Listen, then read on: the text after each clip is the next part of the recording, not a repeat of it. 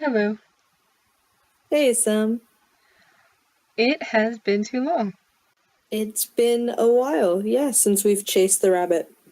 In one sense. Because in one sense, I have to apologize to everyone who may or may not be listening to this because we missed last week's episode. That was a And doozy. it was. But I um, swear we had a good reason. we did have a good reason. And on that note, I just want to take a moment to say the reason is because we were actually together in person with no audio lag. Um, I was getting my master's degree, so that is a thing. that is a thing, and I'm afraid I went to go visit them in person, and we lost track of time, and we just were not able to record. So, to the person who actually messaged us asking, if we were gonna upload, thank you, and anyone else who may be listening, also thank you. It's nice to think that, it's not just us Floating in the void. floating in the void. Um, but yeah, it was a great experience. I also just want to thank Brigid because you inspire me every day, and I was so happy that I was able to be, a part of that experience with you. Oh, I feel like I want to post that really cheesy gif of Dirk just like doing a thumbs up at people, just to break some of the emotional tension. Never. Because I also want to say thank you to anyone listening to this because you also inspire me. This is a great community and I love being a part of it. And I am very grateful to have this in my life. So, with that being said, how inspired are you feeling by this episode? Actually, I am feeling very inspired by this episode. Maybe not coherently. People are coming together. In Ken's words, there is a convergence happening, and I'm feeling like people are getting their mojos back, and I'm very excited to see where this goes. Yes, the breath before the plunge kind of thing, but we've had, Dirk doing his detective, summations, the Rowdy Three breaking stuff, the Brotsman siblings back together, and everyone's happy, and we got friends, and it's all, oh, for a shining moment. It was all pretty good. Mm. It's bad when the good, like the feel good episode also include possible public executions. Yeah.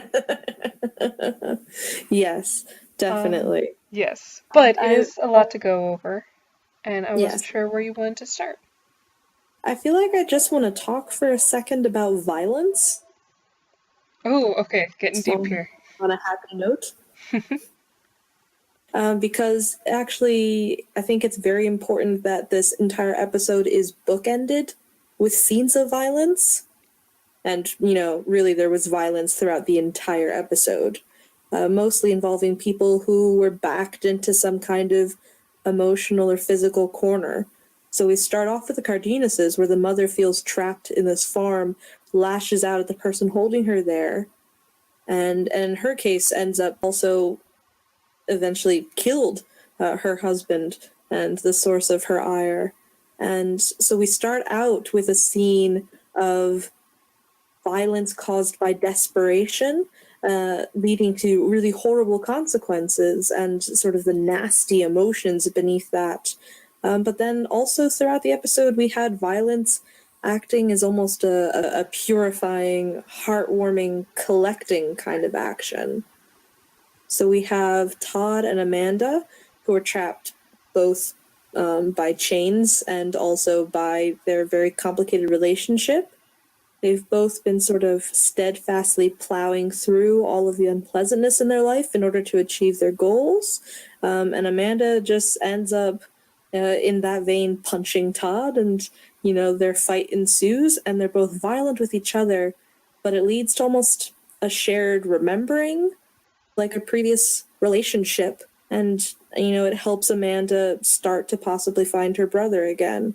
And Dirk is trapped by his past, by his victimhood, literally by the Rowdy Three, and he uses violence to break the pattern. I had very strong deja vu regarding Dirk telling Todd to stop making decisions based on desperation, break the pattern, and Dirk does. He literally stands up and punches Martin, and it leads to a sense of awakening for him. I think he realizes how much desperation has been driving him, and even uses that as impetus to make amends, to apologize to Martin, to apologize even to Beast, and to realize that he's turning into a person that he doesn't want to be. He instantly recognizes it, and it becomes a turning point for him. It's not as dramatic a moment as we've had in the past, but it still felt very significant. Dirk becomes proactive. He pulls a bit of a Farah and faces his problems head on with a plan. He remembers what kind of person he wants to be, which was very exciting. And I think what really exemplifies this whole idea of violence is even the situation with Tina and Farah and Bob. The people in this episode use violence as a last resort if they have to, but they always search for another option. In a lot of cases, they come at it from a different perspective, that it's violence that's almost righteous, as opposed to violence that has a lot of hate behind it. That was my spiel. No, that's very interesting. Because you're right, and I could think of at least one other instance in the episode that you didn't mention, and that was in response to Dirk standing up to the Rowdy Three, and then very quickly also kind of like, yes, I'm standing up to you, but please don't hit me. Martin kind of, almost affectionately for them, sort of, bops him across the face. And then immediately, declares him in charge and that they're going to follow his plan. So that, I feel, had, like, kind of a twofold effect. It one, kind of, inducted him in, just like, okay, yep. Like, because that's their way of being. Exactly. And I think also it was Martin's way of, he's normally able to hold a bit more control, and I don't think he necessarily loves handing it over, especially not to someone, who's not Amanda, who, kind of did the trial by fire and became part of the group. So I think that was also his way of saying, like, no, I'm still, I've got the physical upper hand here, but yeah, we're gonna do it your way for a bit. Yeah, and there's a sort of, even with Amanda and Todd and with Dirk and the Rowdies, a sense of exchanging of respect, of sizing each other up and realizing, in a way, they're punching someone is almost like an intimate form of connection. They're literally physically making connection with someone else's face, but they're also, yeah, I guess just sort of reasserting their relationships, the power dynamics, and I don't know, in a very strange way, acknowledging the other person. Alright, that's an interesting way of putting it. Forming connections, like my fist to your face. Well, yeah, there are no scissors involved. It's very, skin-to-skin contact. That's true. Well, if you liked the violence in this episode, I don't know how you're going to feel about the fact that we've got a tweet from Max Landis saying that next week's episode is by far the most violent in the entire show. Oh, God. Including both first and second seasons. How is that physically possible? We've already had, 3 different massacres. Wait a sec, what's the third one? Well, I was thinking kind of, like the Cardenases sort of thing. True. Okay, but no, this is, the most violent in both first and second season, so including the first season where like an entire cult gets, taken out by a steampunk knight. Uh, and this season you have, a 3 generations long feud standoff on a bridge. Nope. Apparently next week, when it gets, really violent. Oh, like how are we going to be able to walk away from this season with any sense of satisfaction? I don't know. I don't know. I mean, part of it is like, yeah, you need that in order to have people watch your show in the future, but from just like a storytelling standpoint, like, you don't necessarily need them to be satisfied. I mean, we've been told there's a war coming. True. I just really don't want Dirk to fall back into his, existential state. True, And now that he finally crawled his way out. oh, I've been so pleased with him this episode.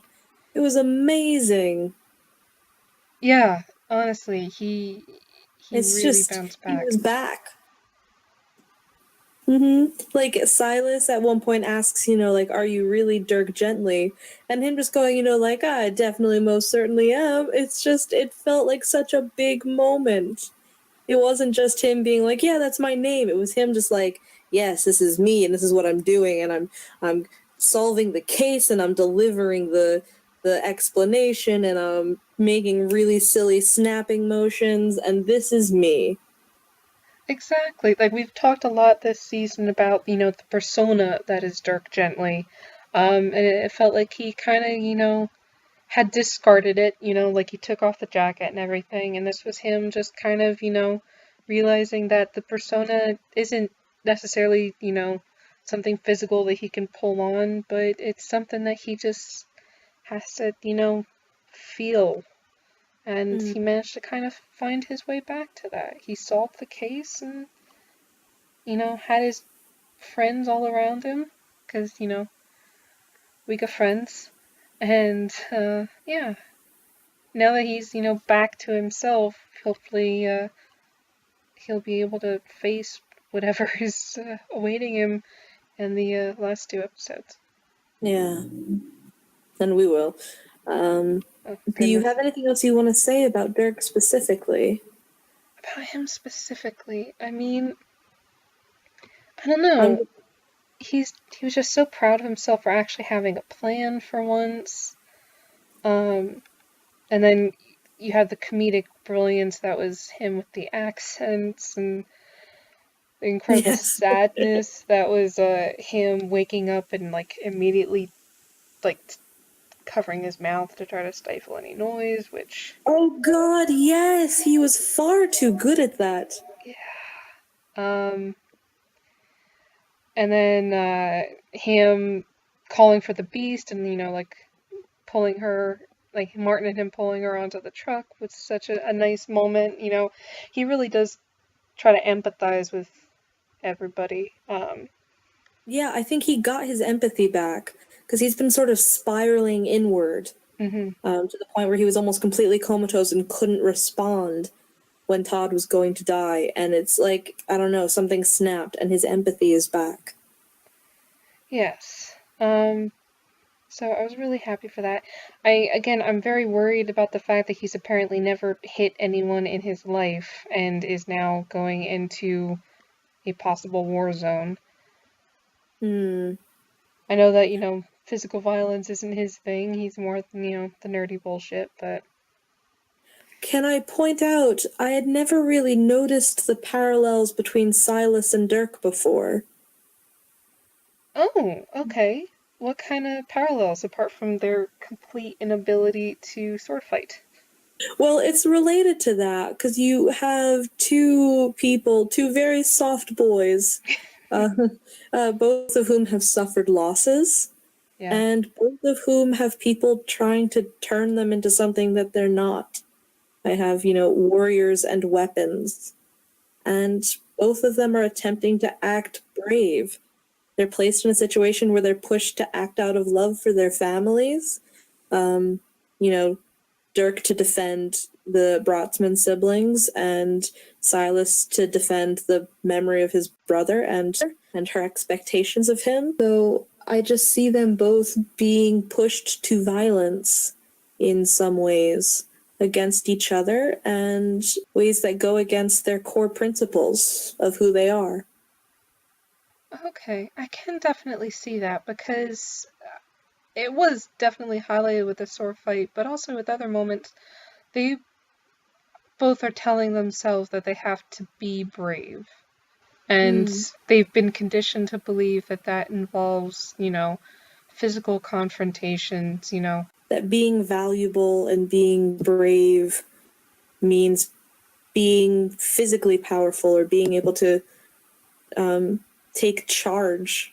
Well, not even taking charge, because they both actually can be, very diplomatic, and really their strength and their bravery is in trying to be themselves and, be with people and love. Because you had, Silas's mom in the last episode asking, where his love was. And I'm just like, you fool. He is composed of love. And his struggle is, wanting to be who he is, soft and diplomatic and in love with his boyfriend. And Dirk, his struggle is wanting to be who he is, someone who helps people, but not someone who deals with all of the death and destruction and just like literally being who he has decided he wants to be in name and form and everything. So that is interesting, just having the two of them compared. And they're both extremely sassy in their own way. I absolutely loved Dirk just saying, oh, I got you on the arm, that means you have to give up. And Silas just not even trying to actually wound him, just goes to score a point, just okay, now I got you on the arm. It's like shit. And they both have dark-haired, sarcastic friends who are better at being violent than them. Oh goodness, don't even talk to me about Wygar. Oh. All I could think about when watching it was just Wygar is physically not on his side anymore. He was always right there by Silas, and now he's physically not at his side. Yeah. He just wanted to do what he thought was best for the family. And it's getting more and more complicated what's good for the family. So we've talked a little bit about Dirk, we've talked about Silas and Wygar. Would you like to talk about Amanda and Todd for a second? I would, because that was beautiful, the two of them in this episode. It was a gorgeous conversation. Really open, really brutal, but also really loving. Yes, just, I was glad that, they were still not okay. Yes, that was so important. Even after they had their connecting kind of moment, her realizing, you realize you hurt me. Yeah. And just the fact that Todd was honest and Amanda was vulnerable, and they both, were able to reach that point, and because they did that, they were able to connect with each other. Because not everyone can do that. No. And then, of course, just getting into a slap fight. Yes. Was so believable. I was just like, yep, there's the sibling dynamic. And I feel like the line that Amanda said towards the end, just really openly, I look at you and do I even know this person? And that speech just really hit me. It cut through the heart of everything. And I know I felt a personal connection to it. Because I think we've all been in a situation where, whether with family or with friends or someone close to you, there might come a point where there's betrayal or there's hurt, and you have a person that you love right in front of you, and it feels you see the person that you love right in front of you, but it also feels like they're gone. That something has come between the two of you, and it's impossible to cross, and you just don't know who you are anymore and who you both are. I mean, that's something that everyone in this show, Farah with her family and the freaks, Todd and Amanda, Dirk and his existential crisis, even Susie and the mage are finding themselves at crossroads where they don't know where they fit in anymore, or how they've changed, or how the people and things around them have changed. They're trying to figure out where they are in connection to their family, and sometimes I feel like I'm babbling at this point. No, I completely get it. I mean, the conversation even made a point to kind of bring home, how weird the situation was, like, this is weird for us too. And Ren Fair acid trip. Yeah, Ren Fair murder acid trip nightmare. And that, there's no going back, but one way in which they're able to kind of, find their solid ground is by coming together and, regaining their relationship, and that offers a bit of a foothold in amidst all of this craziness that their life has become. Yeah, a foothold, but not a solution. Yeah. Todd keeps trying to find a way everything okay again, when it seems like now that they've actually had some progress, it's come about just by him not trying to do anything, not trying to fix the situation, not trying to paper it over, but just by admitting that he fucked up. Yeah, that was very important. Yeah, and I don't know. I felt it. Yeah, and then the whole thing was kind of broken because you saw Dirk up on a roof. Being like a secret agent for once. Oh, goodness. An effective lord. And then that whole scene in the square, like, you had the Sandman song back again, which What is this fever dream? Yeah. What is the significance of this song? Because obviously the last time it was playing was when Susie first starts going a little off the deep end. Yeah, just going. And I don't see what the connection was here. Well, I don't know if I see the connection to that other moment, unless it's just talking about, the whole theme of this season, which is that, dreams, like, what was it, dreams coming true, but not in, like, the inspiring way and, like, the awful, scary way. That's true. No, that's a very good point. Not the beautiful, inspiring ways, but just dreams. Yeah, just dreams going off the deep end.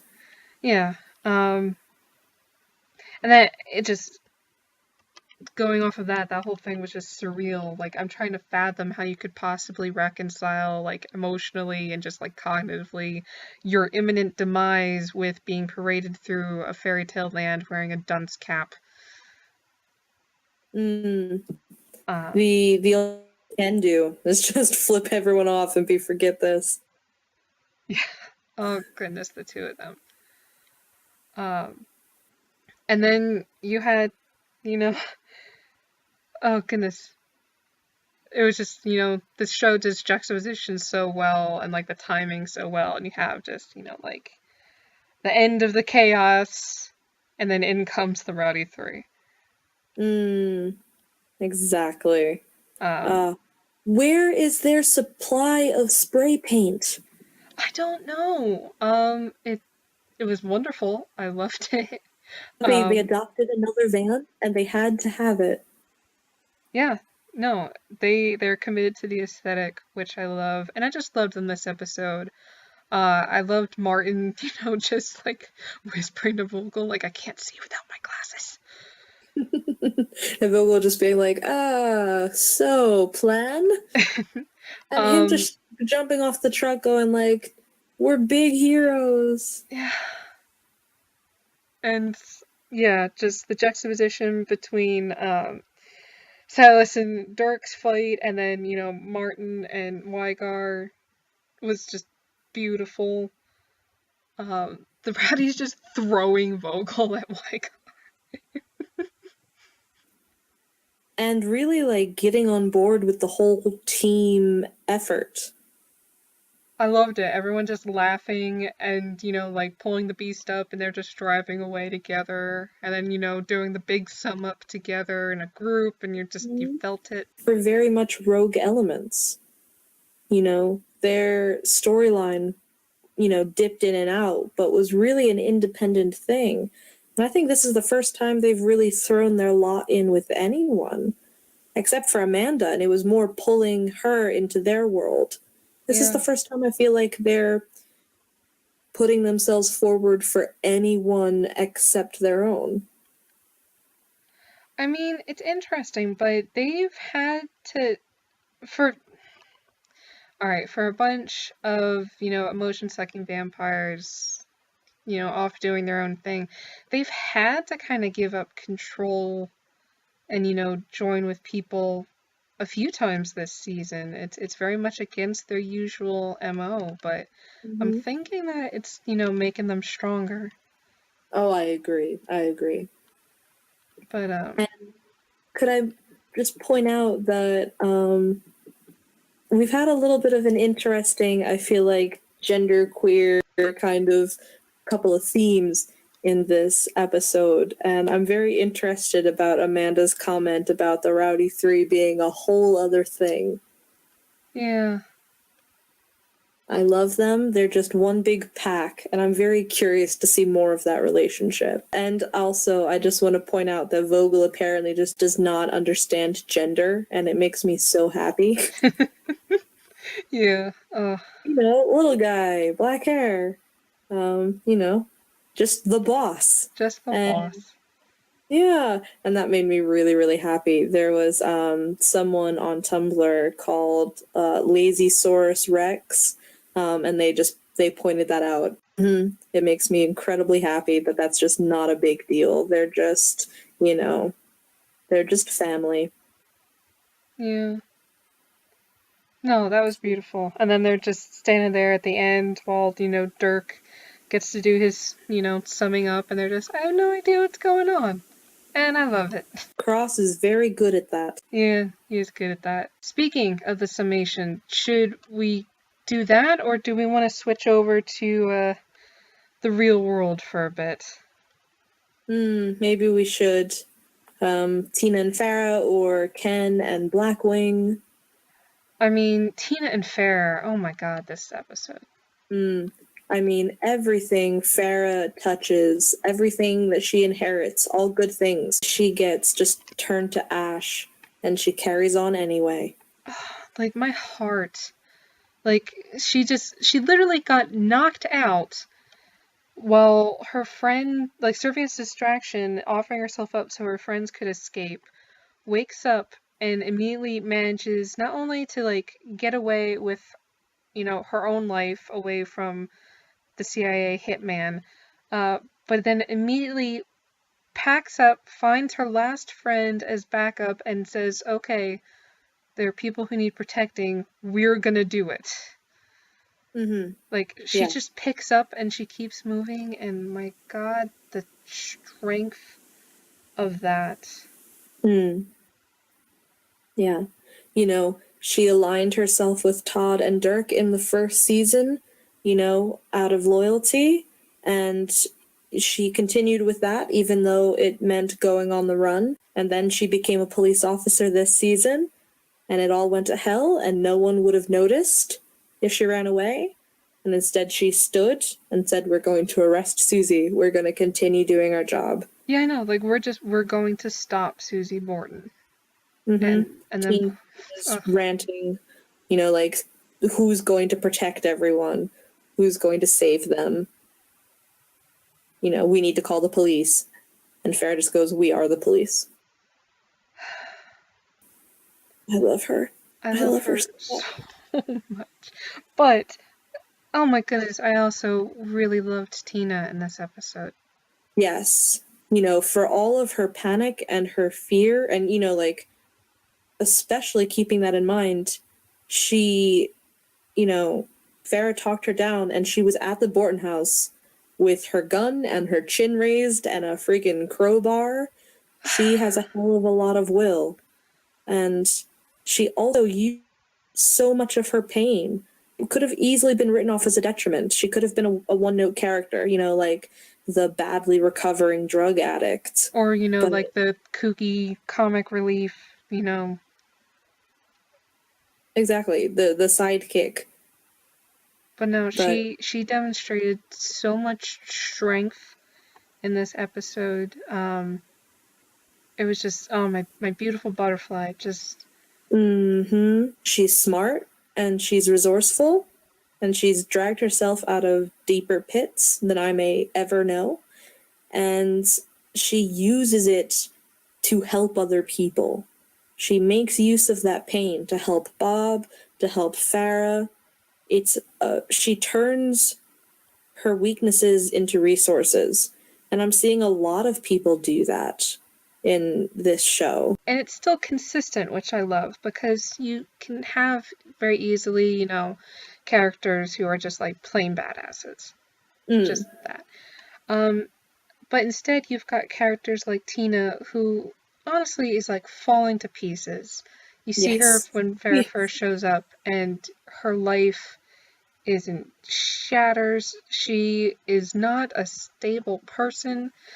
But normally, you know, all of the craziness is in her head, and she has Hobbs as a grounding influence, who's her best friend, and oh my god, don't even get me started on that. But her, you know, having that strength of will to pick herself up, to pull herself back together, to fight against, you know, the demons, you know, her own inner demons, and now these, you know, very tangibly outer demons, is still completely in character, and that is one reason why I love this show. For all of its really well-rounded characters, and on a more personal note, all of these really well-rounded, strong women.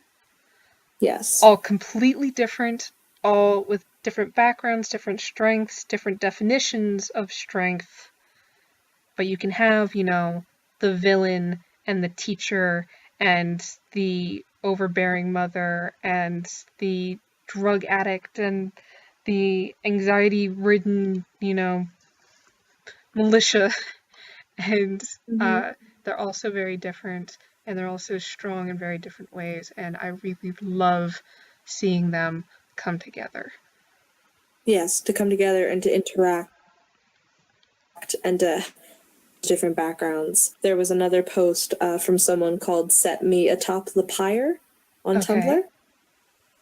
And they mention Farah's anxiety and how Farah uses her experience with that anxiety to know how to reach Tina. And I really loved that. And for me, it really brings up the thoughts again of Tina using her past experience with drugs to help Bob, Farah using her anxiety to help someone else, Amanda literally weaponizing the chronic disease that's limited her life.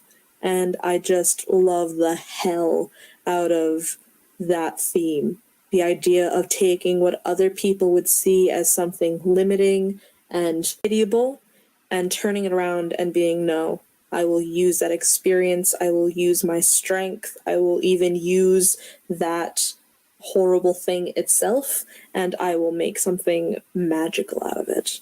Exactly. And not only, you know, pushing through for themselves, but they are supporting each other. I love you have, you know, Farah is very, you know, take charge and get things done. But when, you know, just repeating herself louder at Bob wasn't doing anything, she stepped aside and immediately, you know, just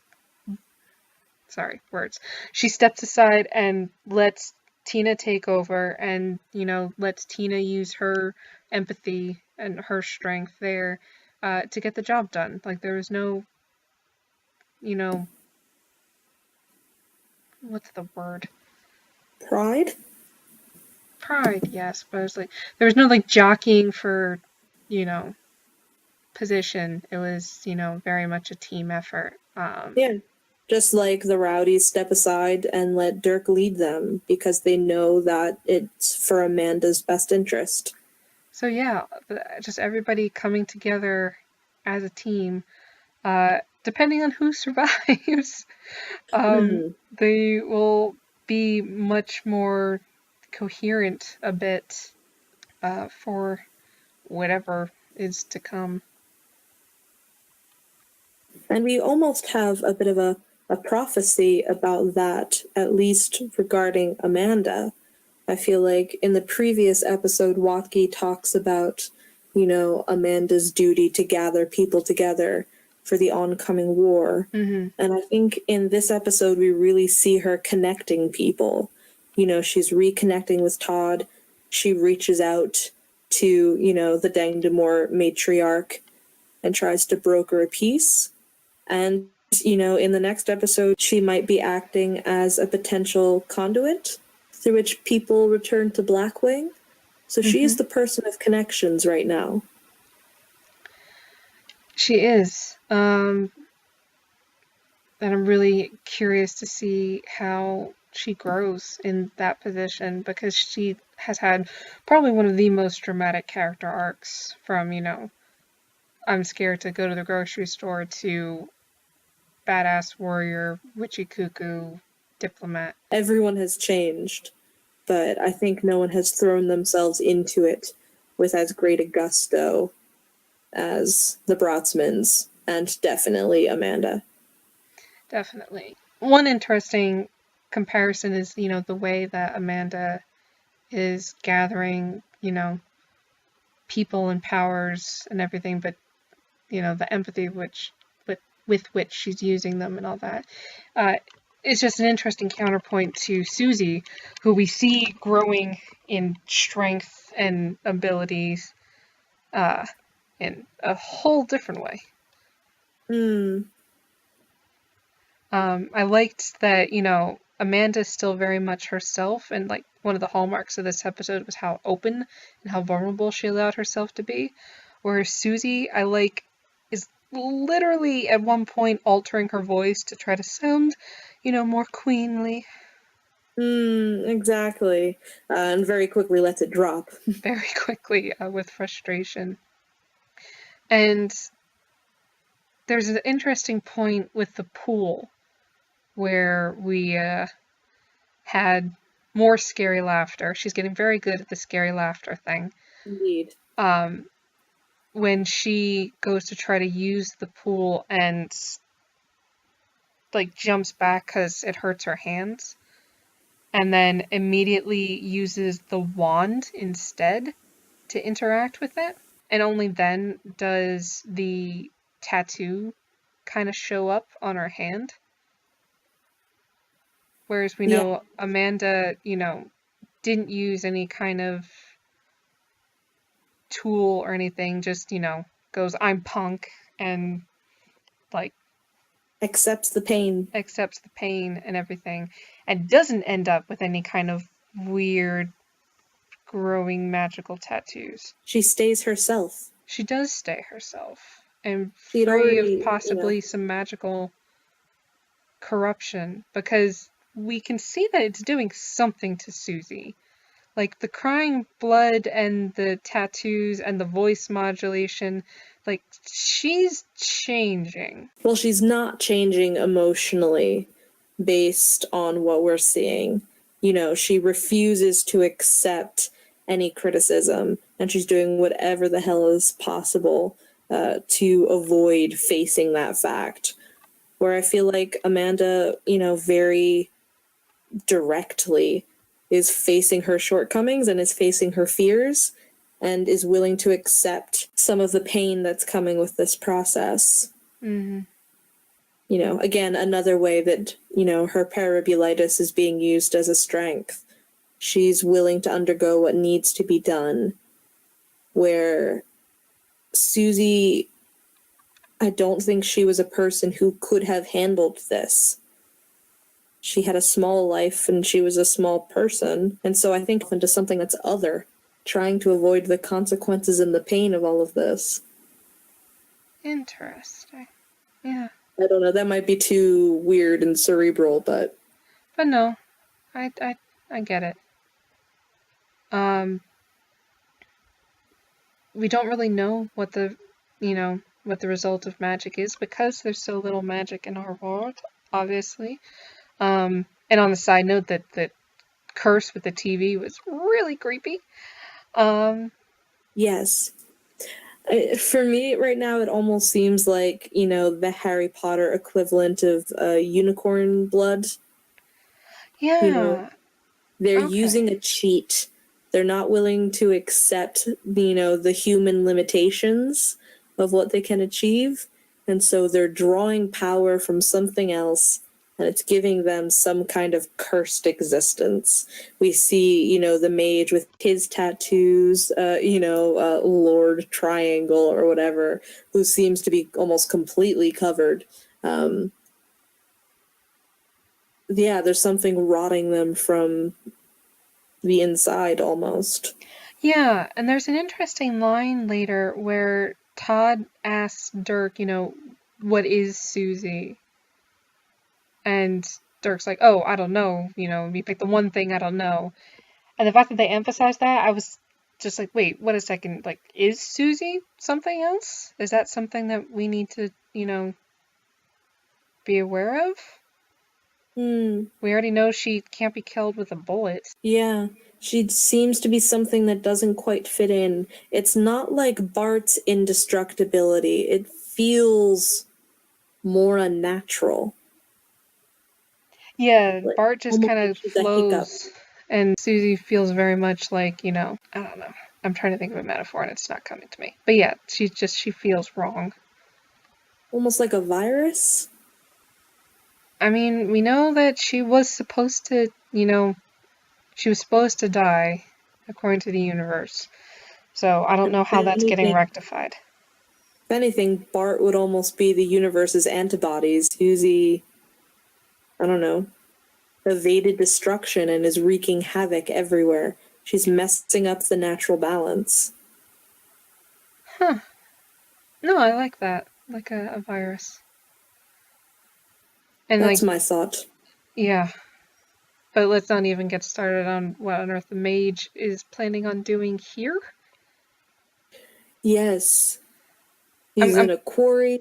In a quarry with a ton of dynamite, and now with Farah and Tina and Hobbs, who I'm assuming is still alive at this point. I feel like if he was dead, we would have had to have seen a body by now, right? Yes, there would be no point in the mage bringing him to the quarry. Yeah, so whether it's better or worse, the fact that he's not dead, I don't know. I'm kind of convinced that the mage arc is not going to be wrapped up by the end of the season. Yeah? Like, I feel like Susie might be, but I'm growing more and more convinced that the mage is going to go on past this.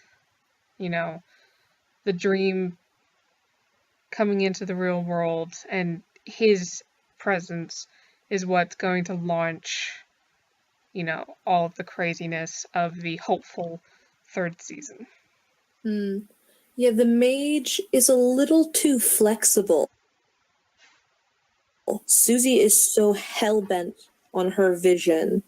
She's going to be queen, that she's become really inflexible. She's going to, ride or die with this plan. And, even Friedkin, he wants to keep everything moving, and he's going to throw whatever the hell he needs to in order to keep on top. But the mage is willing to give up the entire world that he was trying to conquer. To have tactical retreats. Yeah.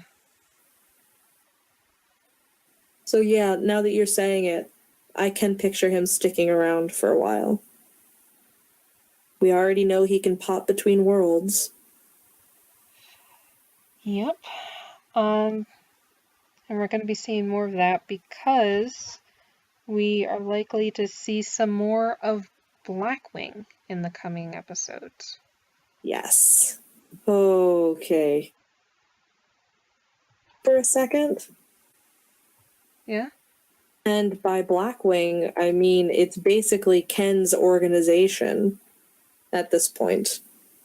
Yes. I think we all noticed the one point where Friedkin is like stress stripping off his jacket, and Ken just like very calmly puts on his own and kind of assumes that, you know. Oh yeah. Everyone was like, oh, the imagery, the symbolism. And, you know, we already saw Priest just going like, can I talk to Ken? Side note also, Priest in that t-shirt. Oh my god. His t-shirt! Ah! I hate him so much. But also, okay, back to Ken. Mm-hmm. Because Ken and Friedkin... Has anyone ever valued Ken in this way? I just got a feeling, you know, Ken in his tie, being the big man, and I just had a really strong flashback to him in his ratty clothes in the middle of the desert, getting pushed around by a cult, and seeming to just accept it. And now he's in a position where everyone is looking up to him, even, you know, psychopaths like Priest. And he's the guy in charge, he's the one who knows what's going on.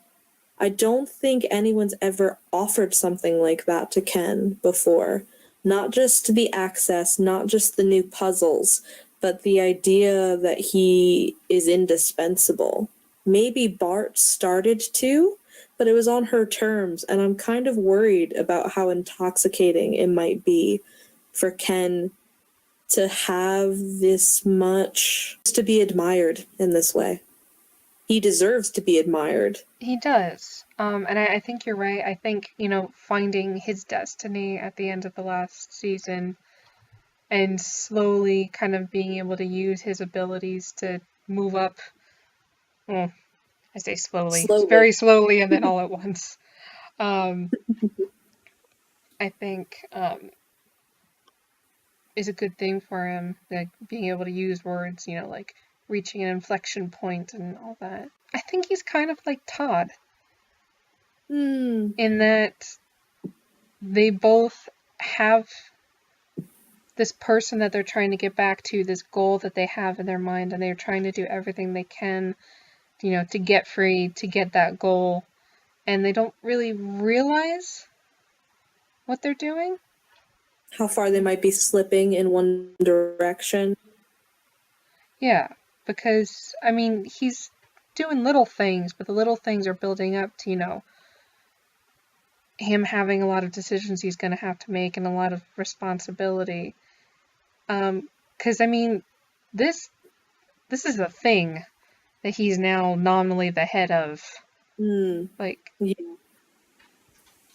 human experimentation secret government lab thing, which I hadn't realized when they mentioned Operation Paperclip. Yeah, that was a thing. Yes.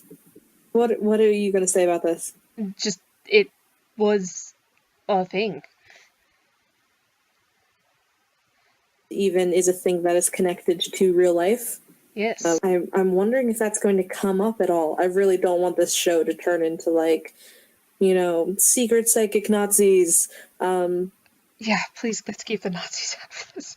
But I think it's also a very good point that you have good men who made incredibly questionable, if not downright awful decisions. I think it just goes to show that there's a connection here. It's really underpinning for me the real world implications of good men decisions for what they think is a higher good, who is a good person, or at the very least we know is a good friend to Bart.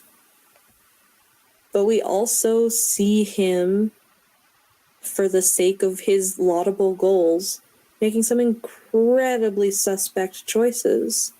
And I think it's just a good tie-in to realize that that's not something that just happens in fiction. And also, before we completely accept him and go along with it, we have to remember the consequences. Yeah, though I think, like I said previously, just knowing how empathetic, and that seems to be the theme of this episode, just knowing how empathetic Ken is, I'm not too worried about him, being unrecoverable. And honestly, No. I think we know that in the next episode he's going to actually come face to face, relatively, with Bart. And that is something that I am really interested in. Yes. Bart with her chainsaw. Bart with her chainsaw, who, grew up with Blackwing, who just escaped from Blackwing, and is now seeing her Ken that she's been trying so hard to get back to, is ignoring the universe in order to get back to, leading Blackwing, I think is going to be, one, really hard on Bart. Like, I don't know how she's going to process that, but I think also she is going to be a good wake-up call for Ken, reminding him, what he wanted to do and who he wanted to get back to and where he is. Oh God, Sam, how do you have such a good talent for making me miserable with one sentence? Thank Oh, you're you! so good at it. Oh, he's going to have become, like, her nightmare. Can you imagine if she sees him and Priest next to each other? Well, she kind of is, because literally in the trailer for the next episode, you have Bart and Panto in their new Wild West sheriff get-ups, which I love. But you have Priest showing her, Ken on the iPad. So Oh seeing God. Ken most definitively on Priest's side, once she kind of maybe gets over the initial thought that, they have Ken and, like, where is he? I need to get back to him. And they have to tell her, no, Ken's with us. Yeah, not even Ken's with us. Ken is in charge of us. Yeah. Uh, And of course, you know who we're forgetting to talk about, really. who are we forgetting to talk about? We haven't really talked about Friedkin at all. I know, because that's what our fandom does. We kind of, I don't know, shrug him off. Until he goes and murders someone that we like. Yeah. Because that's the thing. He's really funny, like who can, think, in portals, and I get immediate, video game portal flashbacks. Cave Johnson chatting in my head. But yeah, I was actually reading one post by Princess Paradoxical, which kind of summed it up for me, which talks about, being so nervous because we have Susie and the mage and priest who are definite evils. They're the bad guys that we tend to focus on because they're just so out there. The capital, Yeah, they're competent and capitalize. insane and everything. And I think we forget that, like you were talking about before, like good men making wrong decisions, as being a real thing that happens in the real world. Another real thing in the real world is not, assassins and witches and queens. It's people getting in over their depth and lashing out in confusion and fear at people who are different or people who are in their way. That is something we see. Like, Friedkin is all the more terrifying because he's real. Yes. I still remember Amanda's first vision with Friedkin with blood on his hands, and he's just saying, I'm doing my job. I'm just doing my job. Exactly. And, now he's got Ken, who he's relying on.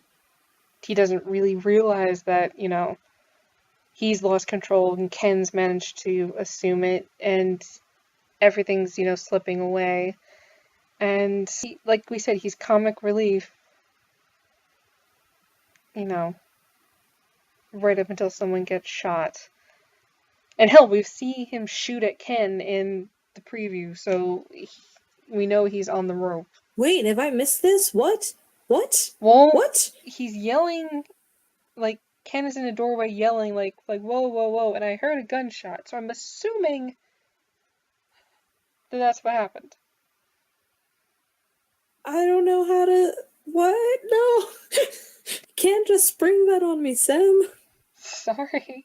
It should be in the trailer.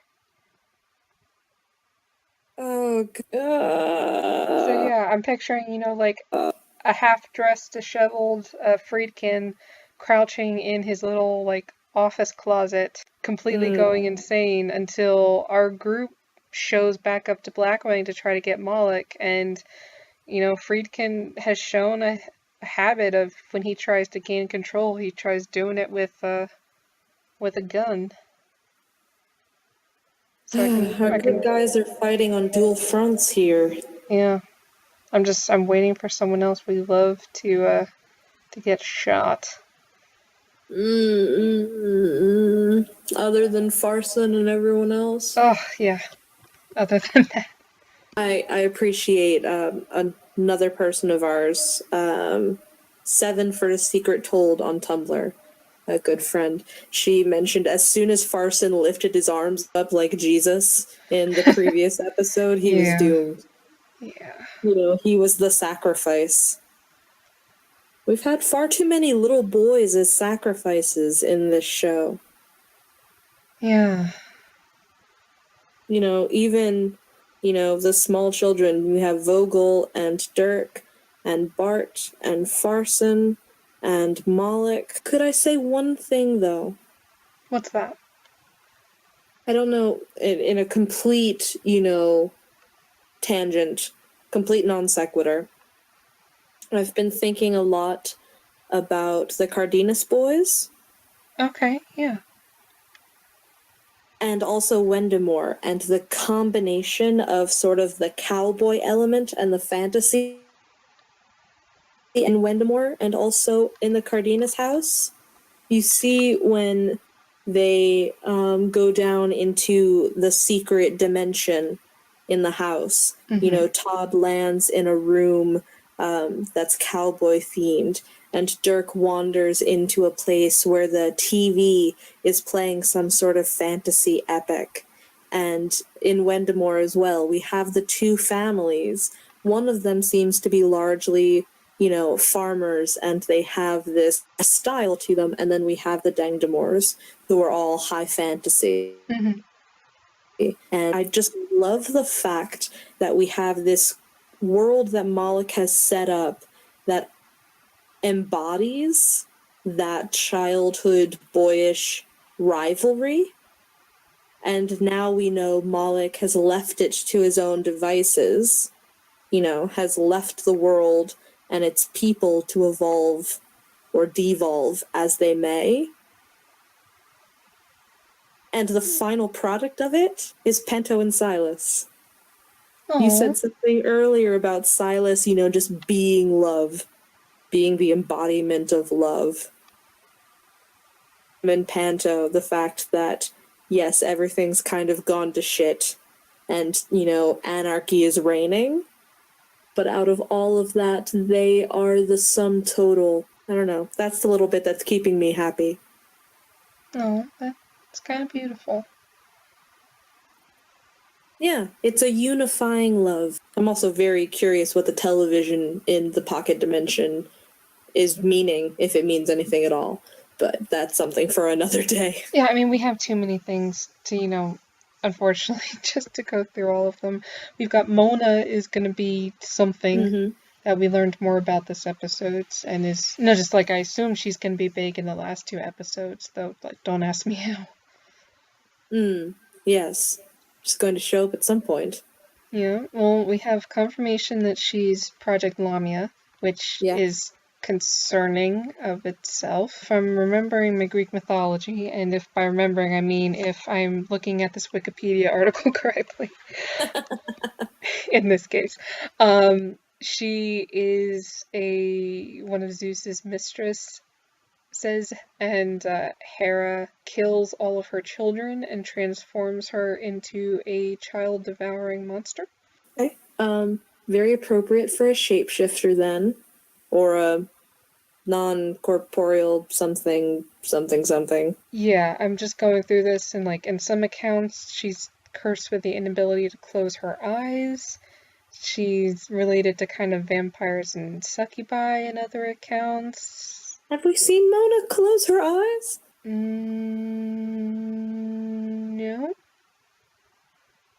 But Wondering to be fair, we haven't seen her with eyes too often.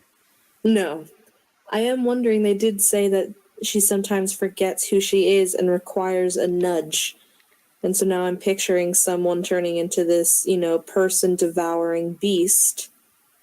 What kind of a nudge might she need?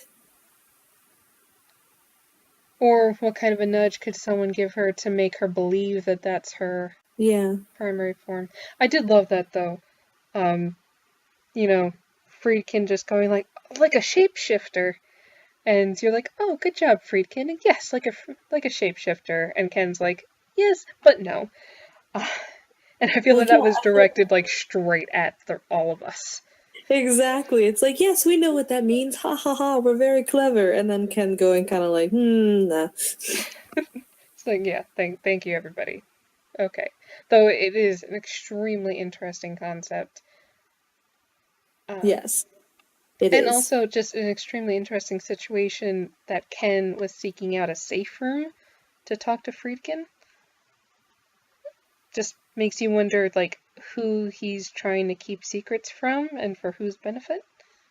Who knows? Nobody knows, because we don't know anything. Still don't know where the boat came from with Moloch in it. I still say it's just from some other world that opened up. Maybe the mage was experimenting with portal point, accidentally opened one up and Moloch appeared. Who knows? We don't know anything that's going on, and we love it. Can I point out just one more thing? Of course. In a definite point to the world of Wendemore being created by boys, I was listening to some of the vernacular that people are using, and the executioner just says something along the lines of, "Oh, that's all just a bunch of farty butt talk," and I can't help but feel like that's everything that we're doing. Fair enough. Though the executioner also used hoopy fruits. Did you hear? Also what? Hoopy fruits? Sorry, Yes. That's actually from Hitchhiker's Guide. I completely forgot. Oh my gosh. Who is this executioner? Where does he come from? Where does he go? Cotton Eye Joe. Wait a second. I did not mean this.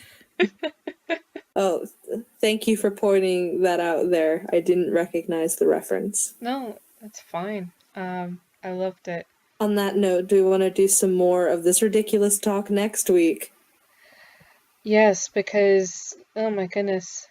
I don't know if you can see the Max Landis blogs, but What has happened?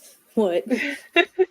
Well, there's a quote from the blog, and then there's a tweet series that he put out that